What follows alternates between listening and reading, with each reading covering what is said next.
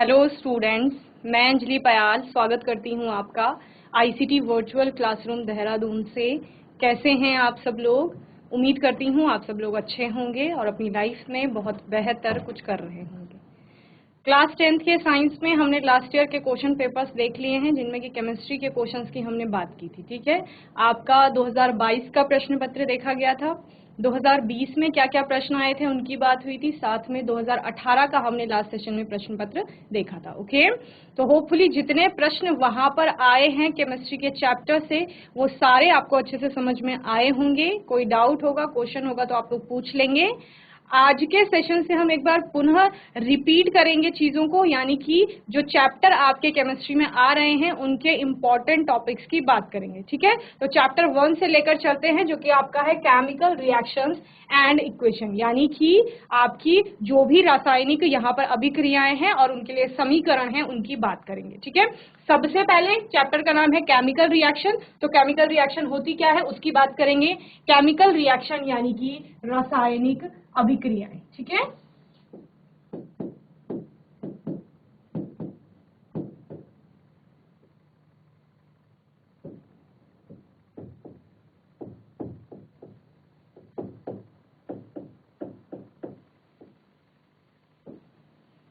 तो बच्चे रासायनिक अभिक्रियाएं क्या होता है पहले उसको समझिए। A chemical reaction occurs when one or more reactants, also known as reactants, are changed into one or more products, also known as products.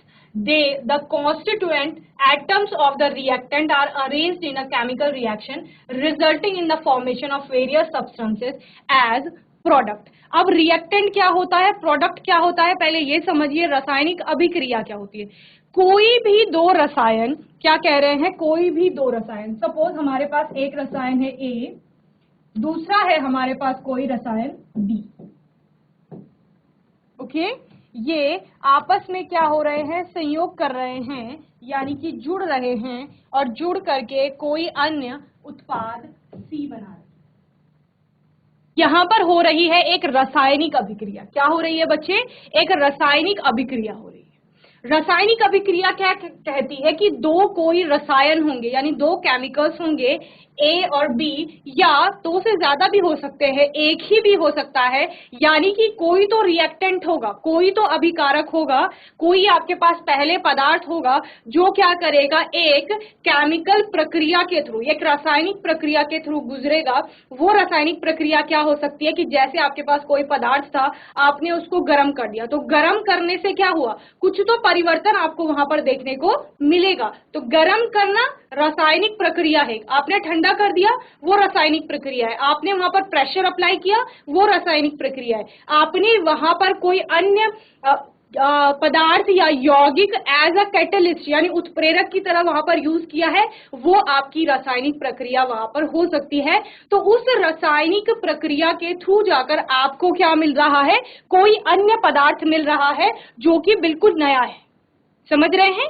आपके पास पहले जो पदार्थ था उनसे भिन्न कोई पदार्थ आपको प्राप्त हुआ है, तो ये एक प्रकार का परिवर्तन है। और इसको, चूंकि ये रासायनिक है, तो रासायनिक अभिक्रिया आप इसको कहेंगे। समझ रहे हैं? जैसे कि आपने क्या किया, आपके पास सपोज ए कोई केमिकल था जिसमें आपने बी ऐड किया और ए में बी ऐड करने पर आपको सी प्राप्त हुआ है, तो ये एक रासायनिक अभिक्रिया है। और रासायनिक अभिक्रिया में क्या हो रहा है, ए और बी आपको दो पहले अभिक्रिया से पहले आपके पास क्या थे, पदार्थ थे, और जो अभिक्रिया से पहले आपके पास होते हैं उनको बच्चे आप कहते हैं अभिकारक, यानी कि क्या कहा जा रहा है, जिनको रिएक्टेंट कहा जा रहा है। ठीक है, तो ये क्या है, ये अभिकारक है। तो अभिकारक आपस में अभिक्रिया करते हैं या अभिक्रिया होने से पूर्व ये क्या हो रही है, ये एरो दिखा रहा है कि प्रोसेस चल रही है, और प्रोसेस यानी प्रक्रम पूर्ण होने पर आपको ये चीज मिली है। जब प्रक्रम नहीं हुआ था तो उससे पहले आपके पास ए और बी थी, तो जो ए और बी आपके पास है ये क्या है, अभिकारक है। जब आपने इनकी आपस में अभिक्रिया कराई, अभिक्रिया के बाद आपको सी प्राप्त हुआ, तो अभिक्रिया के बाद जो आपके पास पदार्थ आता है, या आप कह सकते हैं किसी भी रासायनिक अभिक्रिया का जो परिणाम होता है वो क्या है, उत्पाद है। ठीक है, यानी कि प्रोडक्ट। तो ये क्या हो गए, ये आपके हो गए रिएक्टेंट्स और ये आपका हो गया प्रोडक्ट। ओके तो ये है एक रासायनिक अभिक्रिया जिसमें क्या होता है, रिएक्टेंट आपस में रिएक्ट करते हैं और रिएक्ट करके एक प्रोडक्ट का क्या करते हैं, निर्माण करते हैं या फॉर्मेशन करते हैं। तो इस प्रकार से एक पूरी रासायनिक अभिक्रिया क्या होती है, कंप्लीट होती है, पूर्ण होती है। आपको कभी कभी क्या देखने को मिलेगा, जो ये अभिकारक है आपके, इनमें होता है रीअरेंजमेंट। क्या होता है, रीअरेंजमेंट। रीअरेंजमेंट होगा तो रीअरेंजमेंट के बाद आपको उत्पाद मिल जाता है। ठीक है, रीअरेंजमेंट यानी उसके एटम जो है वो व्यवस्थित होते हैं। ठीक है, पहले से एटम जुड़े हुए हैं और वो एटम फिर अपनी स्थिति को बदलेंगे और इस प्रकार से व्यवस्थित होंगे कि नया कोई पदार्थ बनेगा, तो उस नए पदार्थ को उत्पाद कहा जाता है। ये पूरी एक रासायनिक अभिक्रिया में पूरी प्रक्रिया चलती है। ठीक है ना, जल्दी से इसे नोट करेंगे फिर आगे पढ़ेंगे। ठीक है, चलिए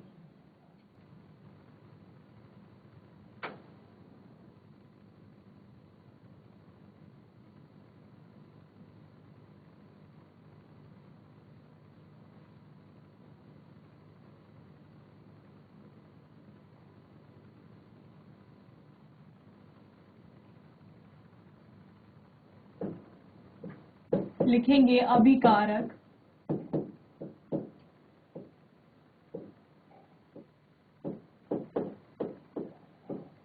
आपस में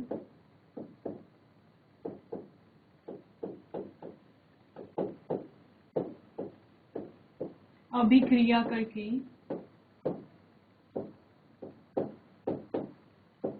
उत्पाद का निर्माण करते हैं।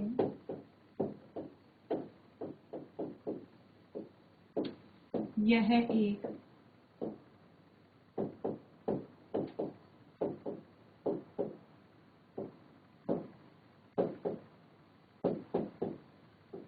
रासायनिक अभिक्रिया है। ओके चलिए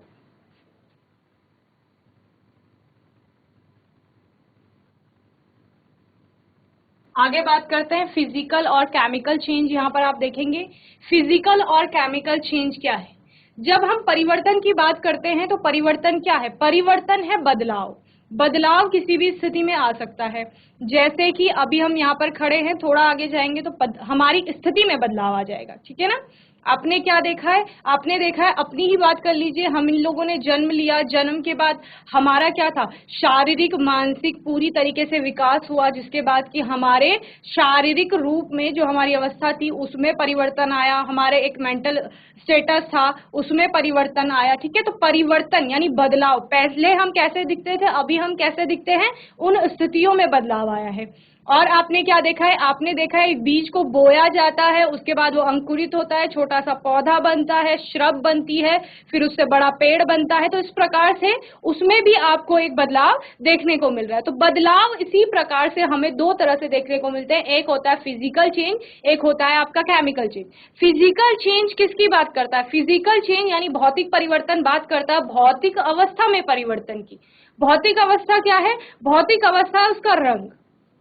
जैसे कि आपने किसी चीज को कलर कर लिया है तो रंग करने से क्या हो गया, उसकी भौतिक अवस्था में उसके रंग में परिवर्तन आपको देखने को मिलेगा। उसकी भौतिक अवस्था में आप परिवर्तन ला सकते हैं। यानी कि ये पेन अगर सॉलिड है, इसको बहुत ज्यादा टेम्परेचर दिया जाएगा तो ये मेल्ट होना स्टार्ट कर देगा, पिघलना शुरू कर देगा। पिघल जाएगा तो अभी पेन प्लास्टिक से बना था, वो प्लास्टिक ही रहेगा, लेकिन वो कौन सी अवस्था में चला जाएगा, द्रव अवस्था में चला जाएगा। द्रव से हो सकता है कि वो बाद में स्टीम बन गया, भाप बन गया है। तो इस प्रकार से जैसे जल आपने तीन अवस्थाओं में देखा है, जल को बर्फ के रूप में, पानी के रूप में और भाप के रूप में। तो तीनों अवस्थाएं हैं, उसकी अवस्थाओं में परिवर्तन है, तो ये भौतिक परिवर्तन है। क्लियर, आपने आकार में आप किसी प्रकार से परिवर्तन ला सकते हैं। जैसे कि आपके पास एक शीट थी जो कि स्क्वायर शेप में है, आपने उसके रेक्टेंगुलर शेप के पीस कर दिए हैं। तो इस प्रकार से आपने क्या किया, आपने स्क्वायर को, वर्ग को आयत में परिवर्तित किया है, तो उसके आकार में आप आकृति में परिवर्तन लाए हैं। ठीक है, आपके पास साइज बड़ा साइज का था, आपने उसको काट करके छोटा कर दिया है, लेकिन है वो अभी भी वही कागज जिससे वो बना हुआ है। ठीक है ना। तो कॉन्स्टिट्यूशन में उसका किसी भी प्रकार से चेंज नहीं आया है, कॉन्स्टिट्यूएंट जो उसके थे वो वही रहेंगे, सिर्फ उसकी भौतिक अवस्थाओं में परिवर्तन आ रहा है। तो रंग में परिवर्तन आ सकता है, आकार में आ सकता है, आकृति में आ सकता है, भौतिक अवस्था में आ सकता है। तो ये सब किसके अंतर्गत आएंगे? ये सब आपके आएंगे फिजिकल यानी कि भौतिक, और चेंज यानी कि परिवर्तन के अंतर्गत। ठीक है, तो भौतिक परिवर्तन और दूसरा क्या है? रासायनिक परिवर्तन।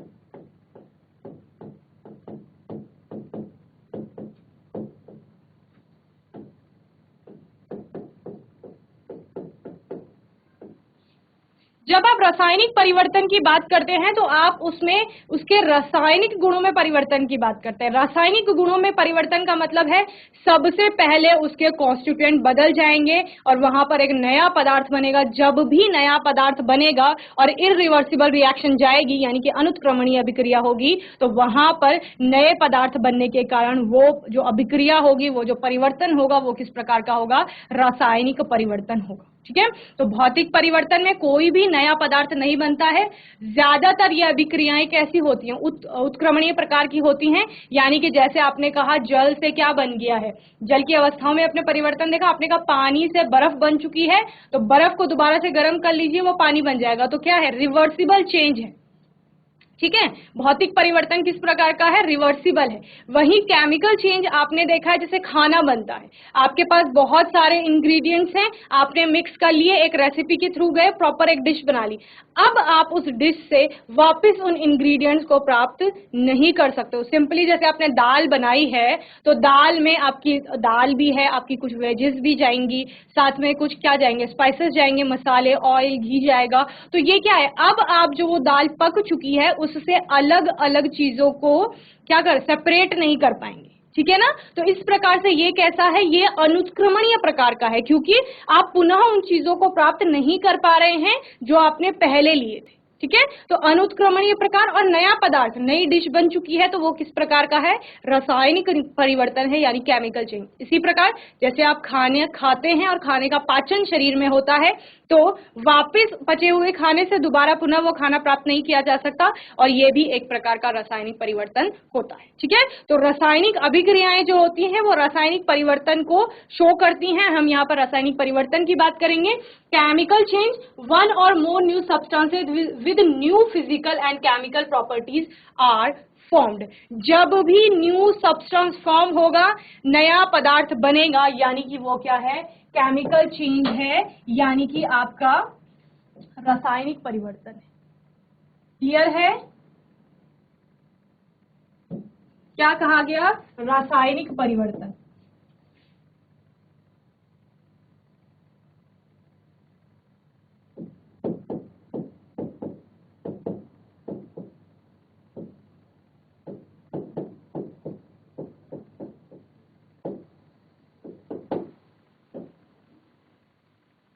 वन और more new substance with new physical and chemical properties are formed, यानी कि दो या एक से अधिक, एक या दो, कितने भी नए सब्सटेंस जब बनेंगे और उनके क्या होंगे?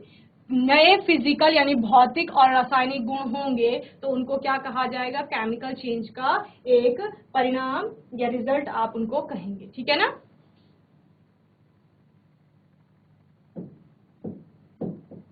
जब एक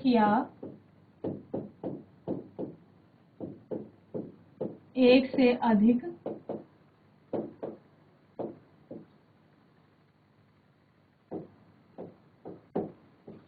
नए पदार्थ, ब्रैकेट में लिखेंगे आप, नए भौतिक व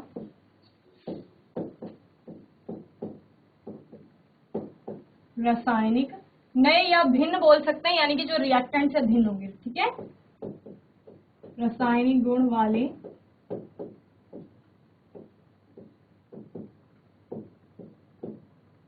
पदार्थ बनते हैं,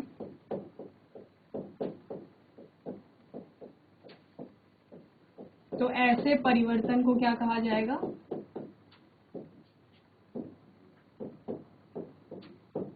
रासायनिक परिवर्तन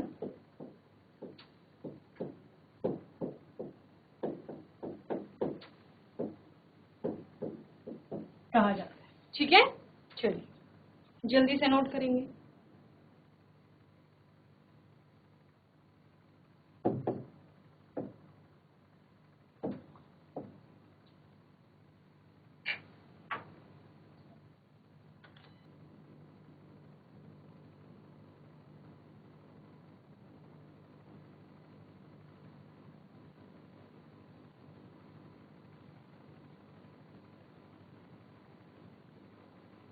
चलिए यहाँ पर क्या दिया गया है, यहाँ पर आपको एक एग्जाम्पल दिया गया है। एग्जाम्पल क्या है, Fe यानी कि आयरन को कॉपर सल्फेट के सोल्यूशन में डाला जा रहा है और आप क्या देख रहे हैं, ये आयरन और कॉपर सल्फेट क्या हो गई बताओ, ये एक रासायनिक अभिक्रिया है और यहाँ पर आयरन और कॉपर सल्फेट क्या होगी, ये हो रही है यहाँ पर अभिक्रिया। ठीक है, क्या दिखा रहा है, ये पूरा एक रासायनिक अभिक्रिया को होते हुए दिखा रहा है। रासायनिक अभिक्रिया यानी कि रासायनिक परिवर्तन यहाँ पर हो रहा है। ठीक है, रासायनिक परिवर्तन हो रहा है। हमने क्या कहा था, हमने कहा था अभिक्रिया होने से पूर्व जो सब्सटेंस आपके पास होंगे, पदार्थ जो आपके पास पहले से होंगे, उनको क्या कहा जाता है, अभिकारक कहा जाता है यानी कि रिएक्टेंट्स। तो आपके पास दो रिएक्टेंट्स हैं। ठीक है, जैसे हमने वहां पर एग्जाम्पल में A और B लिया था, यहाँ पर भी आपके पास दो रिएक्टेंट हैं। रिएक्टेंट में आपके पास एक आयरन है, लोहा, और दूसरा क्या है, कॉपर सल्फेट का सोल्यूशन है। उसका कलर यहाँ पर बताया गया है कि ब्लू कलर होगा। क्लियर, आयरन लिया गया है और कॉपर सल्फेट का ब्लू सोल्यूशन लिया गया है, इतना ध्यान रखना है। देन उनको आपस में क्या किया गया है, मिलाया गया है। रिएक्शन हो रही है तो दोनों को आपस में मिलाया गया है। सिंपली आप कहेंगे कि आयरन को कॉपर सल्फेट में ऐड किया गया है और आप क्या देखते हैं, आप देख रहे हैं कि यहाँ पर कॉपर अलग हो रही है। आपको याद होगा जब मैं आपको डिस्प्लेसमेंट रिएक्शन बता रही थी या जब आपने धातुओं के बारे में पढ़ा था, उनकी क्रियाशीलता के बारे में पढ़ा, तो आपने कहा था कि मैम जो ज्यादा अभिक्रियाशील धातुएं होती हैं वो अपने से कम अभिक्रियाशील धातुओं को उसके सॉल्ट सोल्यूशन से क्या कर देती हैं, विस्थापित कर देती हैं। यहाँ पर आयरन भी वही कर रहा है। आयरन क्या है, आयरन आपका ज्यादा अभिक्रियाशील है कॉपर से। समझ रहे हैं, यानी कि जो सक्रियता श्रेणी आपने देखी थी उसमें आपका आयरन ऊपर आता है, कॉपर नीचे आती है। तो कॉपर का अपना सोल्यूशन था CuSO4, उसमें जैसे ही आयरन को ऐड किया गया, इस आयरन ने क्या किया, इस कॉपर को यहां से इसके सोल्यूशन से विस्थापित कर दिया। जिस तरह से मैंने बोला था कि दो दोस्त जो आपस में बहुत गहरी दोस्ती में जुड़े हुए हैं, ये दो दोस्त हो गए, एक Cu है दूसरा SO4 है। ठीक है ना, जो बहुत अच्छी उनके पास बीच में दोस्ती थी, तो क्या किया गया, एक और दोस्त था जो चाहता है कि मैं SO4 के साथ बैठूं। ठीक है, वो एक सीट पर बैठे हुए हैं, SO4 के साथ वो बैठना चाहता है, तो वो Cu को कब हटा पाएगा, जब ये आयरन ज्यादा स्ट्रांग होगा।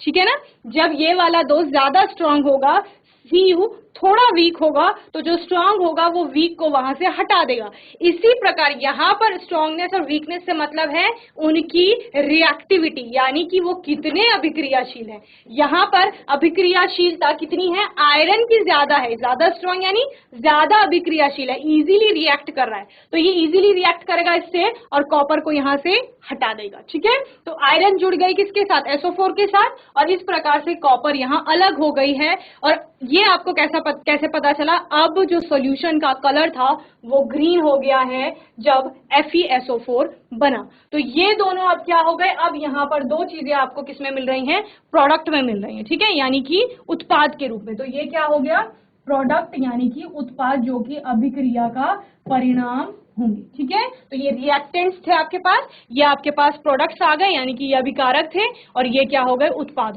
क्लियर है, ये हमारी एक रासायनिक अभिक्रिया चल रही है जहां पर आयरन को कॉपर सल्फेट में ऐड किया गया। तो आपको क्या देखने को मिलता है कि आयरन कॉपर सल्फेट से कॉपर को डिस्प्लेस कर देती है और अपना आयरन का सल्फेट नया एक प्रोडक्ट बना देती है और कॉपर वहां से अलग हो जाती है। ठीक है ना, चलिए, here when copper sulfate react with iron, two new substances that is ferrous sulfate and copper are formed. Okay, clear है, एक फेरस सल्फेट बना है और दूसरा क्या बना है, कॉपर बना है। ओके, चलिए नोट करेंगे जल्दी से।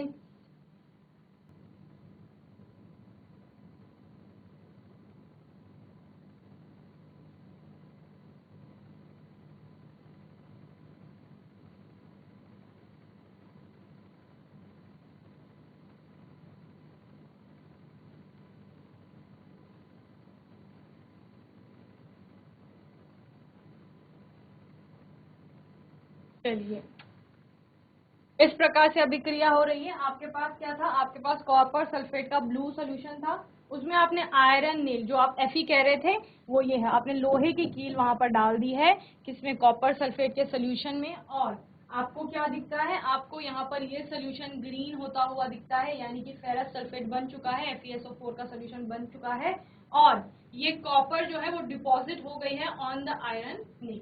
जो लोहे की कील थी उसमें सारा कॉपर जाकर के इकट्ठा हो गया है, ठीक है। तो यानी कि तांबे को आपने यहाँ से अलग कर लिया, ठीक है।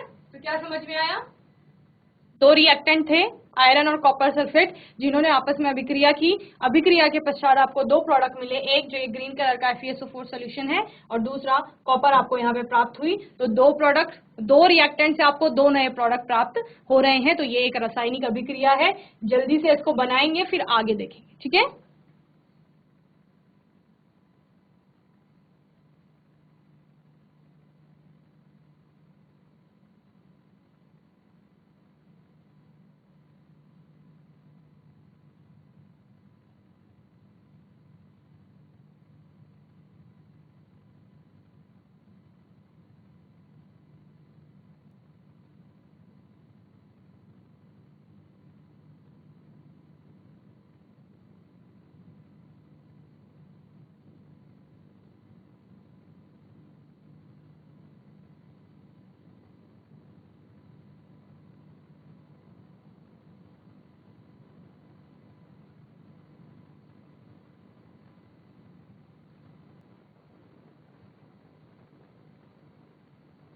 चलिए, अब फिजिकल चेंज क्या है, ये तो हमने इससे पहले केमिकल चेंज की बात कर ली। अब भौतिक परिवर्तन क्या है,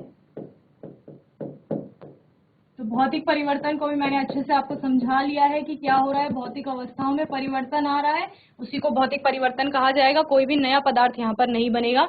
तो चेंज इन कलर और state occur but not new substance is formed. तो ये ध्यान रखना है, no new substance is formed, कोई भी नया पदार्थ नहीं बन रहा है, पुराना ही आपका पदार्थ है। यानी जब मैं कह रही हूँ एक बड़ी सी कागज की शीट थी जिसको काट लिया गया है बीच से, तो क्या हो गया है, तो अभी भी वही कागज, सिर्फ क्या हो गया है, आकार छोटा हो गया है, आकृति चेंज हो सकती है, या फिर आपने उस पर कलर कर लिया है। तो इस प्रकार से रंग में परिवर्तन आ रहा है, आकार आकृति में परिवर्तन आ रहा है, या स्टेट में, अवस्था में, उसकी अवस्था में परिवर्तन आ सकता है, वो भी भौतिक अवस्था में। जैसे कि हमने क्या कहा, आपके पास बर्फ थी, ठीक है, बर्फ थी, उसको क्या किया गया, टेम्परेचर दिया गया, यानी कि गर्म, रेफ्रिजरेटर, फ्रीजर से जैसे आपने बर्फ बाहर निकाल ली, तो बाहर का तापमान ज्यादा है, तो बर्फ क्या करने लगेगी, पिघलने लगेगी, मेल्ट होने लगेगी, और वो पानी बन गया है। तो बर्फ से पानी का बनना, क्योंकि सिर्फ अवस्था में परिवर्तन हो रहा है। यहाँ जब हम बर्फ कह रहे हैं, उसको आइस कह रहे हैं,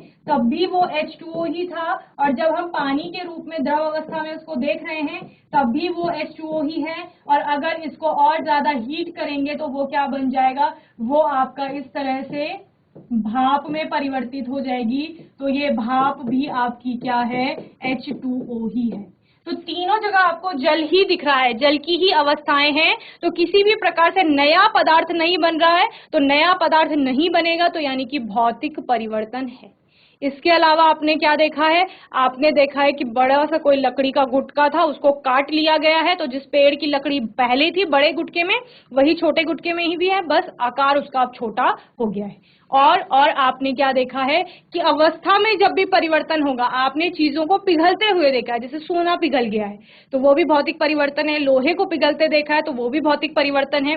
आपने कहा है कि मोम पिघल गई है, जब मोमबत्ती जलती है तो वहां पर दो अभिक्रियाएं चलती हैं, दो परिवर्तन चलते हैं एक साथ। एक कि मोमबत्ती में जो थ्रेड है वो जलता है, वो रासायनिक परिवर्तन है। क्यों? क्योंकि वहां पर वो धागा जल करके गैसेस भी उत्पन्न कर रहा है, हीट उत्पन्न कर रहा है, और वो अनुत्क्रमणीय प्रकार की अभिक्रिया है, ठीक है। दूसरा आपने क्या देखा है कि मोमबत्ती में धागे के जलने के साथ साथ मोम भी पिघलती है, तो मोम का पिघलना भौतिक परिवर्तन होगा, क्योंकि वहां पर मोम की सिर्फ अवस्था में परिवर्तन आ रहा है। पहले वो ठोस अवस्था में थी, फिर वो पिघल करके द्रव अवस्था में जा रही है, थोड़ी देर बाद जब वो ठंडी होगी वो फिर से क्या हो जाती है, सॉलिड स्टेट में यानी ठोस अवस्था में वापस प्राप्त कर ली जाती है, ठीक है। तो ये क्या है, ये आपके भौतिक परिवर्तन। Example, water changes to steam, पानी क्या हो रहा है, भाप में परिवर्तित हो रहा है, तो ये भी आपका क्या है, भौतिक परिवर्तन है।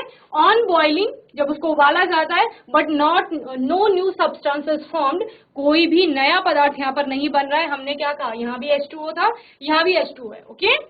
Even though steam and water look different when they are made to react with a piece of any, they react the same way and give the exact same products. This involves only a change in state, liquid to vapor. यानी कि आप कैसे पता करेंगे, आपने जल की अभिक्रिया सोडियम से कराई या फिर आपने स्टीम की रिएक्शन किससे कराई, आपके Na से कराई, सोडियम से कराई, तो आपको प्रोडक्ट सेम मिलेगा। तो इससे क्या समझ आता है, इससे समझ आता है कि पानी भी वही पदार्थ है, और जब आप स्टीम की बात कर रहे हैं तो स्टीम भी आपका वही पदार्थ है, बस स्टीम बहुत ज्यादा तापमान पर है और पानी आपका नॉर्मल टेम्परेचर पे है। नॉर्मल टेम्परेचर यानी जब हम कमरे के तापमान पर जल को रखते हैं तो वो पानी के रूप में ही हमें दिखता है ना। जब उसको बहुत ज्यादा तापमान दे दोगे, बहुत ज्यादा हीट करोगे, बॉईल करेंगे, तब आपका क्या होता है, वो स्टीम में परिवर्तित होता है। तो स्टीम क्या होता है, स्टीम आपका बहुत ज्यादा टेम्परेचर पे है पानी, लेकिन है वो अभी भी पानी यानी कि जल ही है, ओके।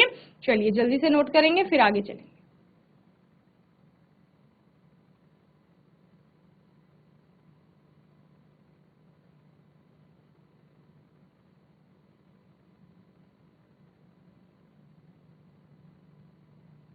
आप लिखेंगे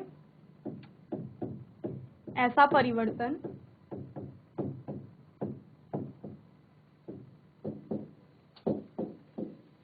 जिसमें कोई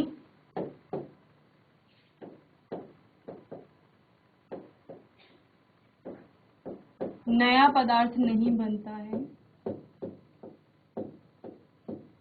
वो क्या है, भौतिक परिवर्तन है।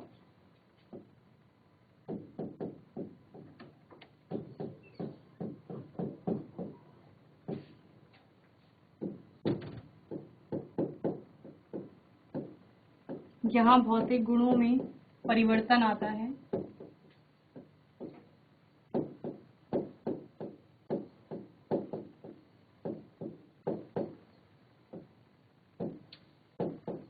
इस प्रकार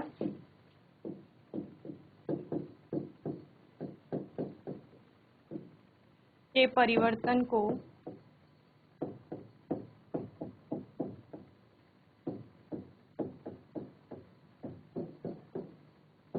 भौतिक परिवर्तन कहा जाता है। उदाहरण में आप लिखेंगे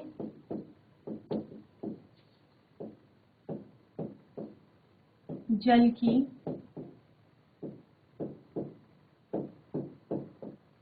अवस्था में परिवर्तन।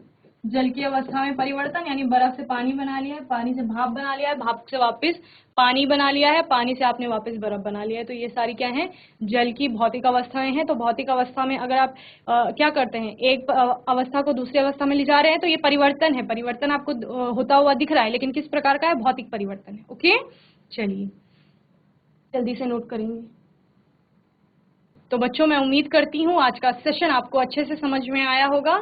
आज के सेशन में हमने चैप्टर 1 के कुछ इंपॉर्टेंट टॉपिक्स लिए, जिनमें हमने अभिकारक उत्पाद की बात की, रासायनिक अभिक्रिया क्या होती है उसकी बात की, और परिवर्तन की बात की जो दो प्रकार से चल रहा है। एक आपका केमिकल चेंज जिसका हमने एग्जाम्पल देखा, साथ ही एक आपका फिजिकल चेंज यानी कि रासायनिक परिवर्तन जिसका उदाहरण देखा, और भौतिक परिवर्तन जिसका हमने यहाँ पे एग्जाम्पल देखा। मैं उम्मीद करती हूँ अच्छे से समझ में आया होगा। कोई डाउट होगा, क्वेश्चन होगा तो आने वाले सेशन में आप लोग पूछ लेंगे। अपने आने वाले सेशन में हम फिर से कुछ नए टॉपिक्स के साथ आएंगे, और तब तक के लिए ICT वर्चुअल क्लासरूम से जुड़ने के लिए धन्यवाद।